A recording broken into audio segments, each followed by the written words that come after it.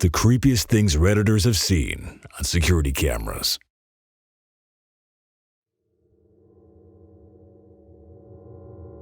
I worked as a harbor master a while ago. I had to check the marina's cameras after a boat was abandoned at our docks. I was looking for the owner. I looked on the tape from the boat's first night in the marina.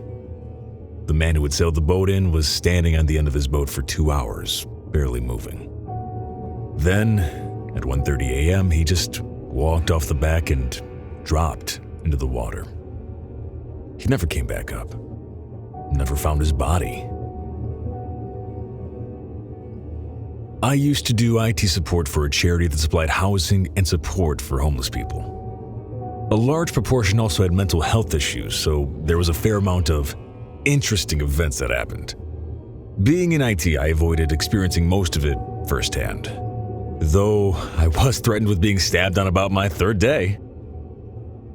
Anyway, I come in one Monday and there's an email labeled urgent, saying there was an incident at the stairwell of one of the properties on Sunday night, and could I pull the relevant CCTV footage and put it on a DVD. I had to do this fairly frequently. I skip through the footage, find the incident, usually a fight or blatant drug dealing, and burn it to DVD for the police. The email never mentioned what the incident was, so I skip through the footage and watch as a clearly very agitated man ties a rope around a stair rail at the top of the stairs. Then his neck looks over the rail and just casually tips forward over it.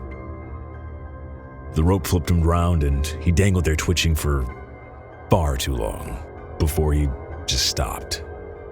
So, yeah, that was a fun Monday. Wasn't a security officer, but I worked at a 24/7 gas station for a while.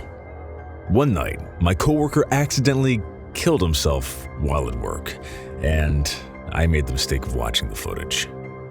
He went to the back of the store with a bag of drugs, probably cocaine, snorted it, and started acting funny for about 10 minutes. He then sits in the back office and gets fidgety, thrashing around until finally he just goes limp in the chair. He had died of a heart attack and sat there for 5 hours before anybody came in. Thought the absence of an employee was strange and called the cops.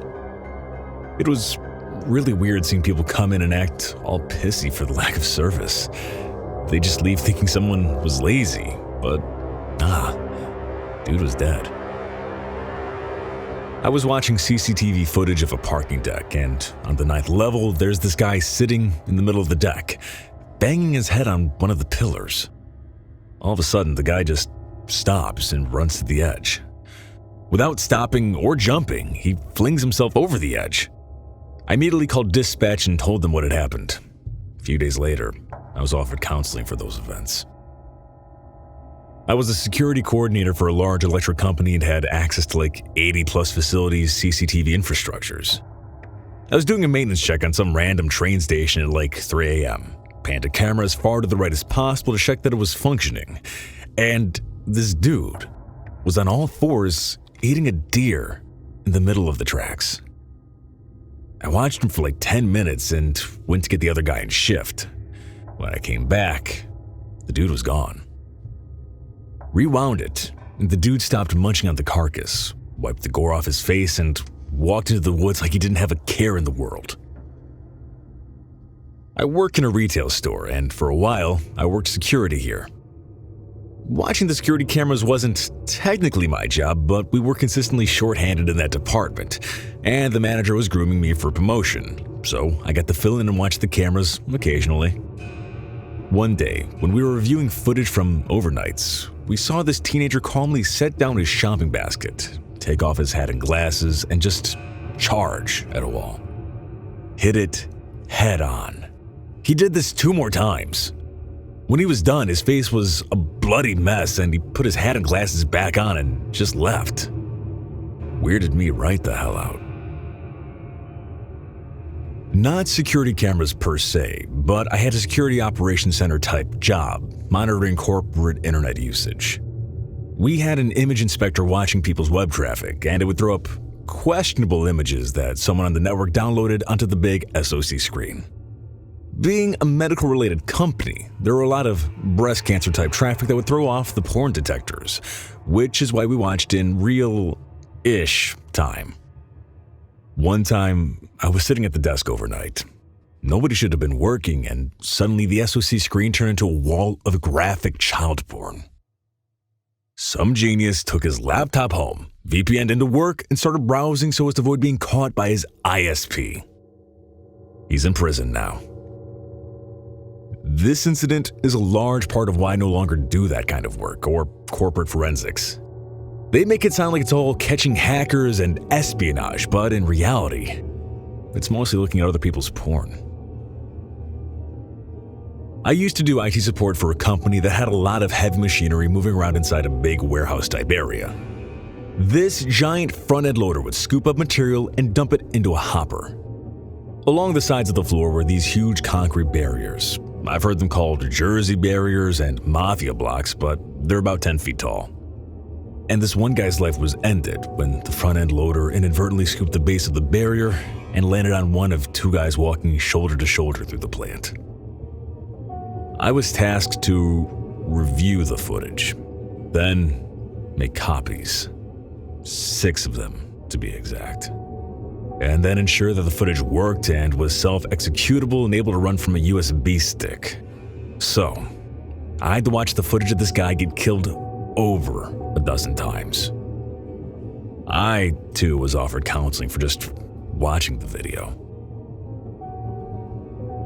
I didn't find it creepy at the time, but I was working at a very small bank. So, as the IT person, I also had the security cameras all showing on a monitor by my desk, since I had the ability to save videos and burn to DVD if necessary. One day, I get called downstairs to help with unlocking accounts or resetting passwords. I go downstairs and the employee had 2 people at her desk, an elderly lady and her daughter. The elderly lady's husband had passed suddenly, and he always dealt with financial things, so she had no clue. She was always sickly, and he was always a pillar of health, so they never bothered teaching her these things. So we reset her passwords, and I sat with them for about an hour, teaching her how to use basic online banking, and showing the daughter so they can work things out on their own. They were so sweet. It was really sad, but they were very grateful, and when they left, the older woman seems much less intimidated and a little more confident in moving on without her husband. A few days later, I found out they were both brutally murdered. The daughter's estranged husband stabbed and shot them both to death, then jumped from a local bridge to his own death. It was stunning, and I immediately sat at my desk and pulled up the video, watching myself have a friendly session with them, talking, calmly sitting there chatting, letting them tell me stories of her husband, some crying and some laughing. All the while, I'm silently screaming at the monitor, telling myself to warn them, say something, do something. But of course, I can't. This was days old, and I'm just as helpless now as I was then, when I didn't know. Years ago, I worked overnight at a homeless shelter for men. A good portion of the regular guys that stayed there had mental health and/or drug problems. There were a lot of fights and the occasional stabbing, but for the most part, everyone was relatively behaved and most were good people at heart. I received a lot of threats, but no one ever acted on them. One night, when I arrived for my shift, I noticed there was a much larger police presence than usual. I walked into our office and the officer in charge started asking me if I'd noticed a guy, Richard, behaving unusually at all lately. I'd not saw anything out of the ordinary and I told him such. I looked at the dorm list and noted that he was marked as no longer staying at the shelter. He was a long-term resident, so I thought this was odd.